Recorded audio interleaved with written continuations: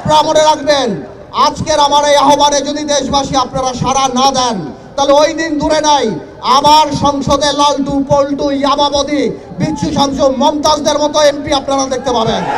একটা জিনিস আমাকে ব্যথিত করে, আমাদের সবাইকে ব্যথিত করে, তা হলো স্বাধীনতা আমরা পেয়েছি কিন্তু মুক্তি আমরা পাইনি। আমার কষ্ট লাগে যখন আমার আগের প্রজন্ম যারা স্বাধীনতা যুদ্ধে জীবন বাজি রেখে যুদ্ধে অংশগ্রহণ করেছিল, তাদের মধ্যে অনেককেই আমরা পরবর্তীতে রাজনীতিতে এসে অনেক ধরনের অনৈতিক কার্যক্রমে ঢুকে যেতে দেখেছি, যাতে আমাদের লজ্জা লাগে। ভাইয়েরা আমার কেন জানি মনে হয় অনেকেই 1971 সালের পরে স্বাধীনতা উপভোগ করেছেন কিন্তু অনুধাবন করতে পারেননি। আমি স্বাধীনতা যুদ্ধ দেখিনি, কিন্তু এখনো যখন 5ই আগস্টের আগে ফ্যাসিস্ট আওয়ামী সরকারের যে হত্যাকাণ্ডগুলি দেখেছি, তাতে এখনো আমার গা শিউরে উঠে। ওই রক্ত দেখে এখনো আমার রাতে ভয় লাগে। ভাইয়ারা আমার, আগের প্রজন্মের সমালোচনায় আমি যাব না, তারপরও আমি বিশ্বাস করি তাদের আত্মত্যাগ আমাদের আত্মত্যাগের চেয়ে অনেক বেশি। তাদের আত্মত্যাগের কারণেই আজকে আমি আমার সন্তানকে বলতে পারি যে বাবা, আজকে এই তোমার দেশ, এটা হলো বাংলাদেশ, এই আমার দেশ, এই আমার মানচিত্র। ভাইয়েরা আমার, এই 5ই আগস্ট পরে আমি 5ই আগস্টকে মুক্তিযুদ্ধের সাথে তুলনা করি না, তবে আমি মুক্তির আন্দোলনের সাথে যদিও তুলনা করি। আমাদের নতুন করে ভাবতে হবে। আজকের নতুন সরকার তারা বলে সংস্কারের কথা।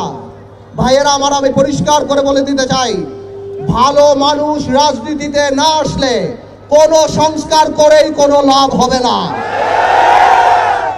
গত 50টি বছর বাংলাদেশের রাজনীতি এমন পর্যায়ে চলে গিয়েছে যে এই দেশের শিক্ষিত, মেহনতি, ভালো দেশপ্রেমিক মানুষ রাজনীতি থেকে দূরে সরে গিয়েছে।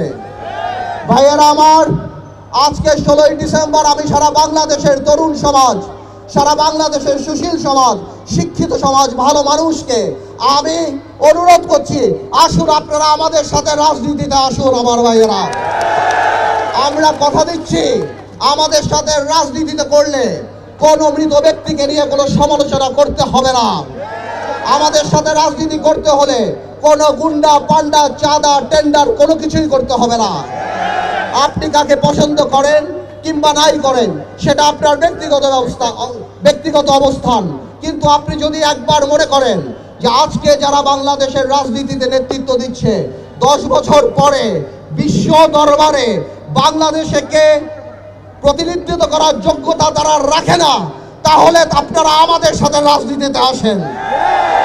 আপনারা মনে রাখবেন, আজকের আমার এই আহ্বানে যদি দেশবাসী আপনারা সাড়া না দেন, তাহলে ওই দিন দূরে নাই আবার সংসদে লালটু পল্টু ইয়ামাবতী বিচ্ছু শামসু মমতাজদের মতো এমপি আপনারা দেখতে পাবেন।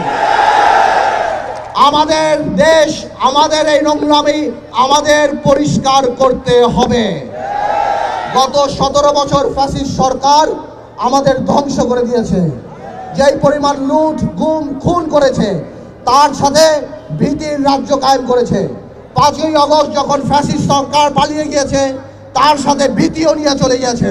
এখন মুক্ত চিন্তা করতে পারি, মুক্ত কথা বলতে পারি, মুক্তভাবে মানুষের সমালোচনা করতে পারি।